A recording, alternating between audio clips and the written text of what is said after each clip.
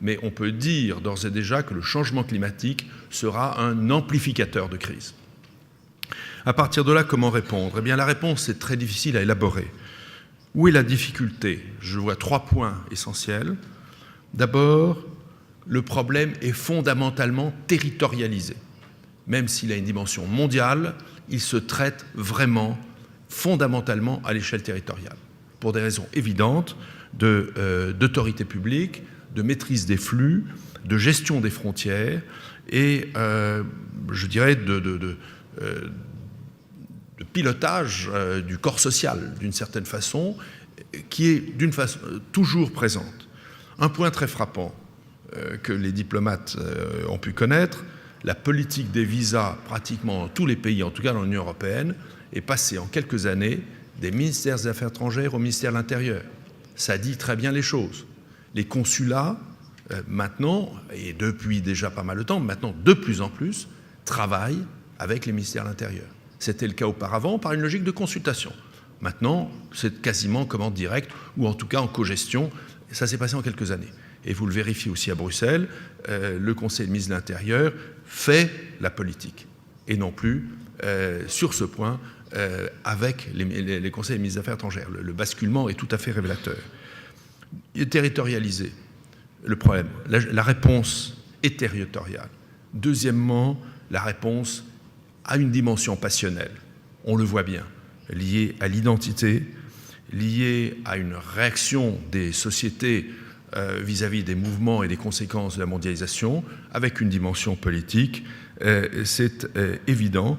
Mais on le voit aussi dans le comportement des gouvernements, avec des oscillations entre, disons, la gestion que je décrivais rapidement de contrôle territorial, et puis de temps en temps des vagues de régularisation, parce que la situation est intenable. Et donc on a eu quand même des zigzags qui démontrent très bien que le choix d'une politique, de temps en temps, eh bien, on fait un pas de côté, on revient, on reprend. Autrement dit, suivre un cours parfaitement rationnel et cohérent, construire une politique dans la durée n'est pas facile. Je voudrais signaler aussi, je constate la méconnaissance des phénomènes. On les saisit mal jusqu'à maintenant. Je prends un exemple. Les revenus des travailleurs migrants transférés vers le Sud représentent à peu près 300 milliards de dollars par an. L'aide publique au développement, c'est 120 milliards de dollars par an. Donc, voilà, on parle constamment de l'aide publique, la nécessité d'atteindre des niveaux. Qu'est-ce que l'on sait et dans quelle mesure est-ce que l'on intègre cette autre donnée? Je donne un exemple très précis. Le G8 s'en est occupé que récemment. L'abaissement des coûts des transferts des revenus vers le pays d'origine. On voit bien la prolifération de toutes les agences de transfert qui, évidemment, sont bien placées pour recueillir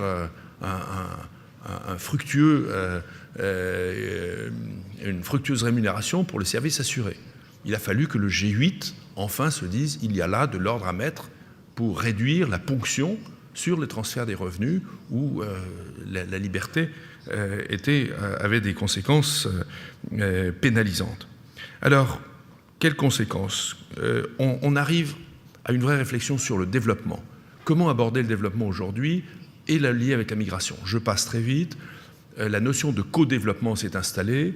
Il était temps, on aurait dû faire du co-développement dès le début, c'est-à-dire gérer ensemble un programme, un projet, et non pas l'apporter, l'installer, clé en main, et dire voilà, j'ai fait ce qu'il fallait. Je simplifie. Mais en même temps, le co-développement incite à avoir une gestion plus intelligente des phénomènes migratoires, et tant mieux. Mais on ne peut pas ramener le co-développement à l'aide au développement et à la politique de développement, qui est une composante infiniment plus complexe. Que se passe-t-il en conséquence? Eh bien, la nécessité d'effectivement d'avancer dans ce domaine, mais de ne pas en rester là. L'immigration sélective aussi est une idée qui a émergé récemment, qui peut conduire à la fuite des cerveaux. Je signale que l'OMS, par exemple, travaille sur le risque d'abaissement et de paralysie des secteurs de santé à cause de transferts massifs de personnel de santé vers les pays développés, offrant de meilleures rémunérations aux dépens des pays d'origine. Voilà des notions sur lesquelles il faut travailler. Nous avons ces jours-ci un forum mondial sur les migrations et le développement qui est précisément un effort pour essayer d'intégrer les deux. Je terminerai en disant que la politique européenne a essayé, est partie d'une notion simple que l'on connaît, Schengen, la liberté à l'intérieur et, disons, le contrôle à l'extérieur, avec toutes les limites que cela comporte. Schengen a été très critiqué en disant que le regard qui est porté sur la migration est un regard négatif. La migration est vue comme une menace, alors que fondamentalement, et dans les années qui viennent, elle doit être une richesse pour l'Europe. Disons que le pacte européen sur les migrations et l'asile, qui a été adopté sous la présidence française en octobre dernier, essaye justement de proposer une logique de partenariat entre le pays d'origine, le pays de transit et le pays de destination. Je vous remercie. Bien, merci mon cher Pierre. Désolé de t'avoir bousculé un tout petit peu, mais étant donné l'heure, et merci pour cette contribution très riche sur un sujet